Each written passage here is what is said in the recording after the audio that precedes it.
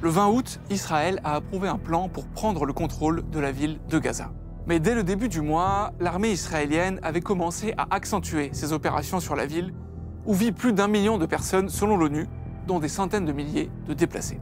Des images satellites montrent que plusieurs camps de déplacés ont déjà été totalement abandonnés. Le 9 août, il y avait par exemple plus de 200 tentes dans ce camp du sud de la ville. 10 jours plus tard, on n'en comptait plus qu'une dizaine.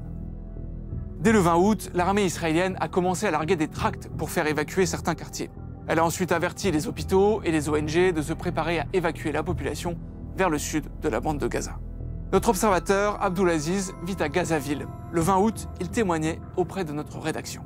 اليوم صدرت أوامر إخلاء جديدة في منطقتي. أنا مثلي مثل جيراني الآن أنتظر خبر ينفي ما حدث منذ الصباح، ولكن للأسف جميع الأخبار تقول بأنه يجب علينا الرحيل من منطقتنا. توقعاتي بأن سوف أخرج من منزلي، سوف أنزح مرة أخرى هروبا من الموت، هروبا من القتل، هروبا من الغارات العنيفة التي لا تميز بين مدني وعسكري.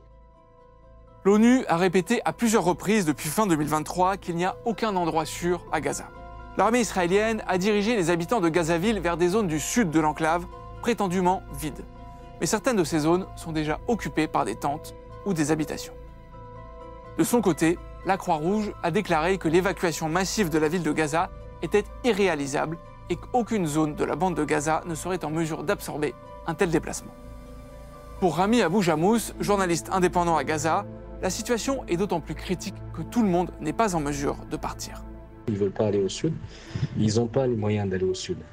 Parce que pour aller au sud, il faut un camion. Aujourd'hui, le camion minimum, c'est 4000 shekels. Et le problème, c'est 4000 shekels. On ne sait pas s'il y a un endroit pour y aller ou s'installer. Il y a un grand manque de tentes. Avant, on pouvait acheter une tente, même si c'est cher. Aujourd'hui, presque ça n'existe plus, les tentes. Les bâches, pareil. Ça devient un endroit surpeuplé parce que le nord, l'est, le sud, Shajaïa, Zaytoun, toutes ces populations-là, ils sont venus à Gazaville pour prendre refuge. Israël justifie son opération en décrivant la ville de Gaza comme le dernier bastion du Hamas. Ces images satellites permettent de documenter les premières phases de son offensive.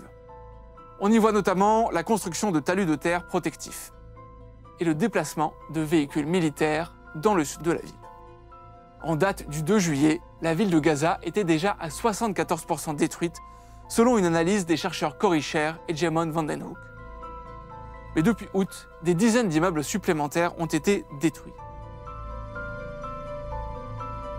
L'ONU souligne que le droit international interdit à Israël de détruire des biens civils, sauf en cas de nécessité militaire impérieuse, ce qui n'est pas le cas, selon elle, pour les immeubles résidentiels de Gazaville.